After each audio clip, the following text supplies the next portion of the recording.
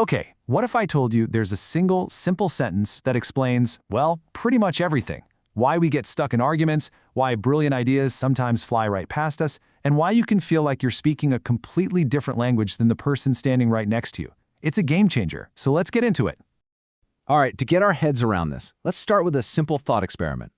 Picture a master carpenter, someone who spent their entire life just working with wood. So for this carpenter, every problem that comes their way looks like something their toolkit can handle, right? A wobbly table, a structural issue in a house, a design flaw. The answer is always going to involve a saw, a measuring tape, some nails, some joints. I mean, their skill is incredible, but their whole approach to problem solving is totally defined by that one craft.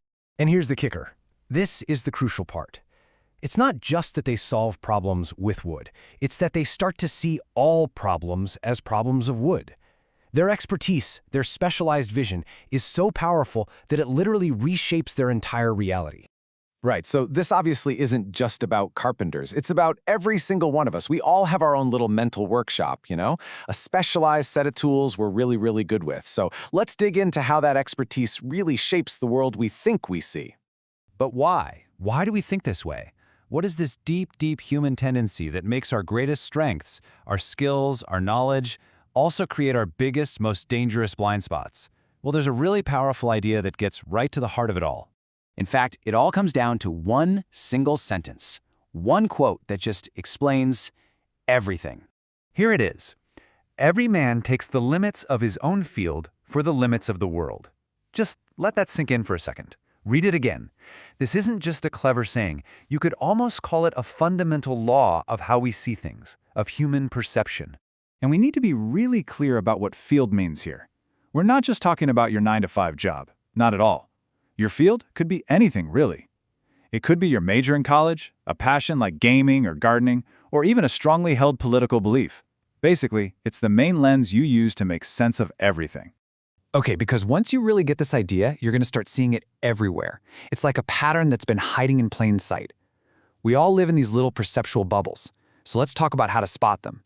Not just out in the world, but in ourselves too. This is a perfect example. Check this out.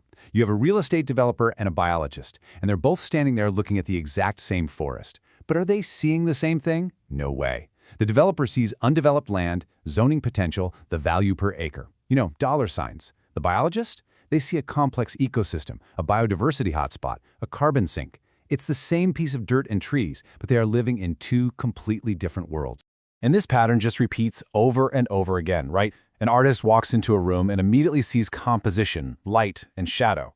An engineer walks into that same room and sees systems, stress points, load-bearing walls. A politician sees voters and districts. A chef sees ingredients and textures. An economist sees supply and demand. The thing is, they're all right, but each of them is only seeing one tiny slice of the pie. So really, our expertise is like a lens, a really powerful one. It helps us focus our vision on one tiny spot, which is awesome for seeing detail, but it makes everything else around it kind of blurry. It creates these massive blind spots. We get the focus for sure, but we lose the big picture. Now, you might be thinking, so what? Maybe living in a small world is comfortable, but it comes at a really high price. Having such a limited perspective, well, it leads to some very serious, very real problems. Think about it. When that biologist and that developer can't even speak the same language, what do you get? Conflict. When the engineer dismisses the artist's vision, you miss out on amazing innovation. We get stuck in our little echo chambers, where our own biases just get repeated back to us, getting stronger and stronger. And the really big, messy problems in the world, the ones that need multiple viewpoints to solve, they start to look impossible.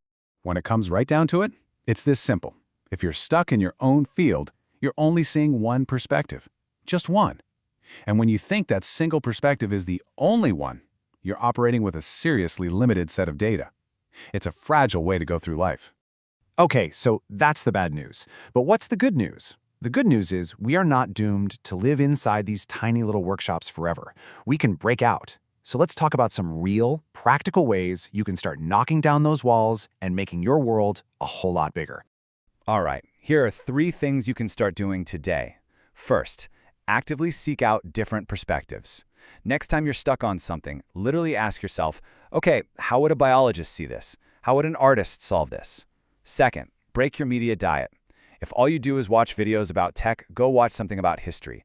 If you only read business books, grab a novel. And number 3, this one's maybe the most important.